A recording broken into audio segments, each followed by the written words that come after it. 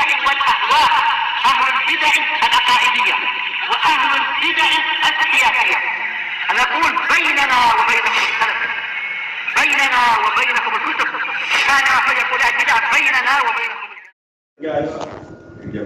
ibadah action tapi tetap ibadah belajar. Baik, bismillahirrahmanirrahim. Qala al-Imam al-Bukhari rahimahullah,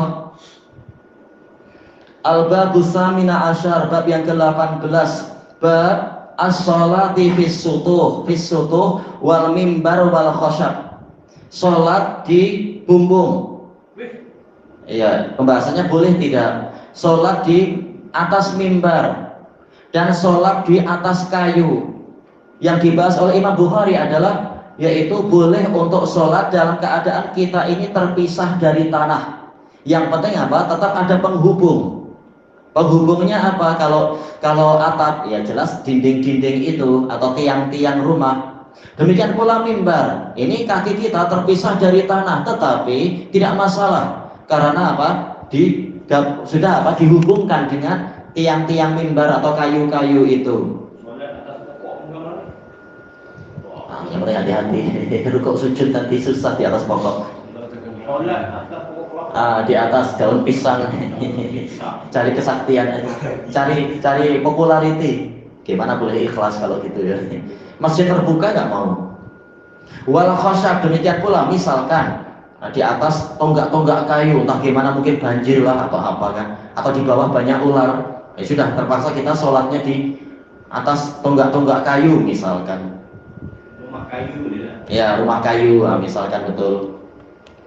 Tayyib, qala Abu Abdillah, yaitu Imam Bukhari, walam yaral Hasanu ba'sa. Al-Hasan al-Basri menyatakan tidak mengapa, memandang seperti itu tidak mengapa, ayu sholat, dilakukan sholat alal jamat, boleh jamat, yaitu di atas sebongkah ais.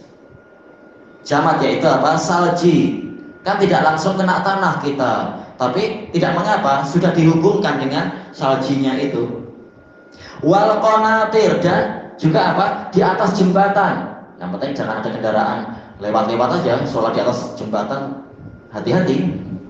Cuma barangkali kan ada banjir atau banyak ular di bawah atau apa misalkan. Wa in jara tahtaha baul, walaupun mengalir di bawahnya itu kencing, ya di bawahnya di permukaan tanah ada najis, tapi tidak masalah, kita tidak langsung terkena najis karena kita di atas suatu penghalang.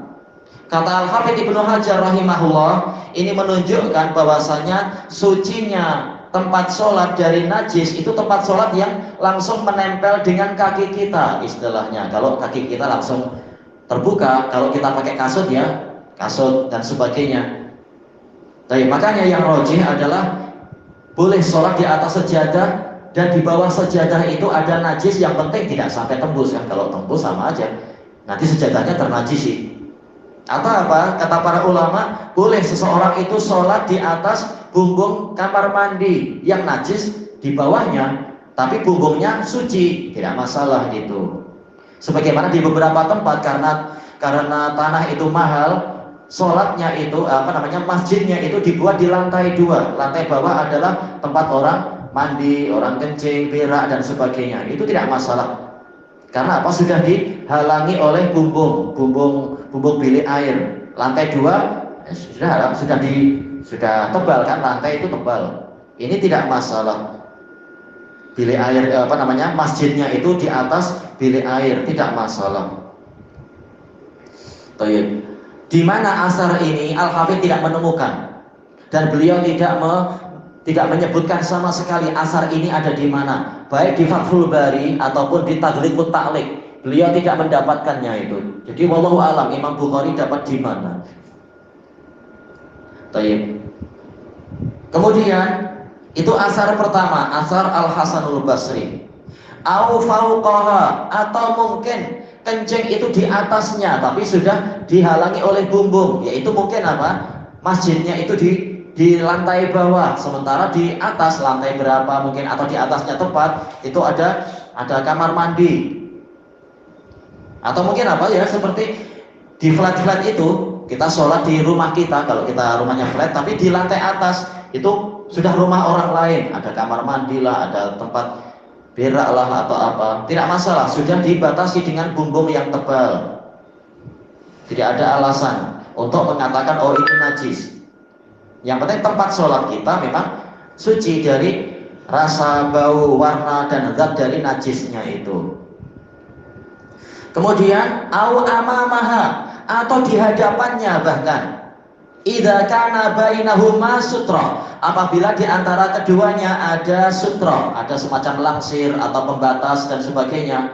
Kita sholat tapi di hadapan kita bilik air, tapi sudah ada batasan, tidak terganggu bau atau rasa atau yang semacam itu.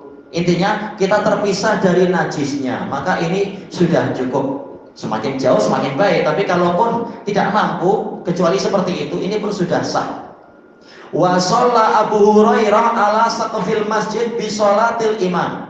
Abu Hurairah sholat di atas bumbung masjid dengan sholatnya imam. Imamnya di masjid, Abu Hurairah mungkin dapat lantai 2, barangkali tidak mengapa. Dan biasa kan ya di masjid-masjid itu ada lantai 2, tak masalah. Baik. Asar ini diriwayatkan oleh Imam Ibnu Abi Syaibah dan juga Imam Sa'id bin Mansur. Kesimpulannya adalah apa? Boleh menjadi hasan li ghairi atau sahih li ghairi.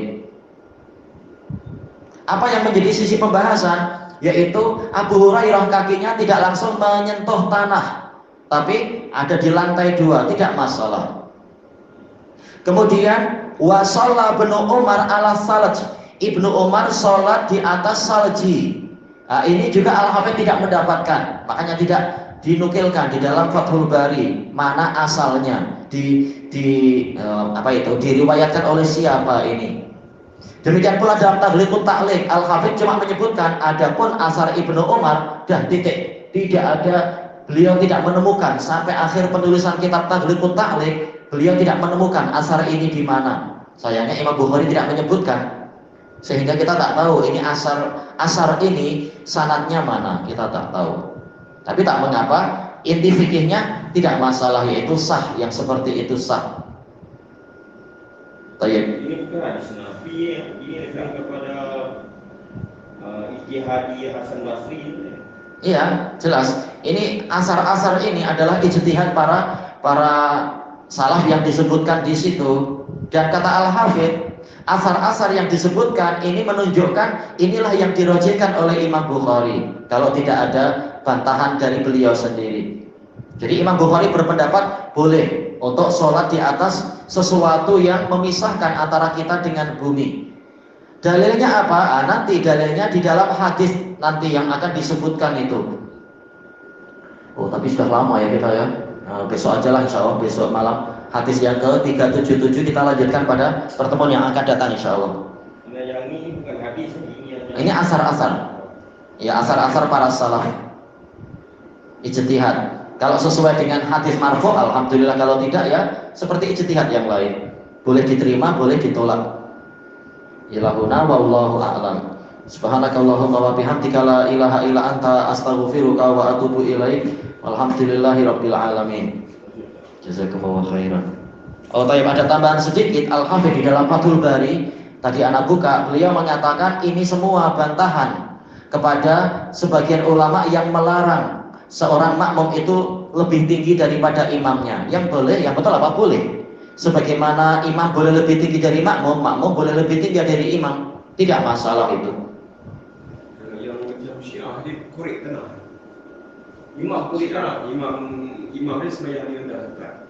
Untuk jadi imam jamaah, tapi dia imam tu di lubang rendah. Cuma tujuannya agar apa? Biar lebih rendah.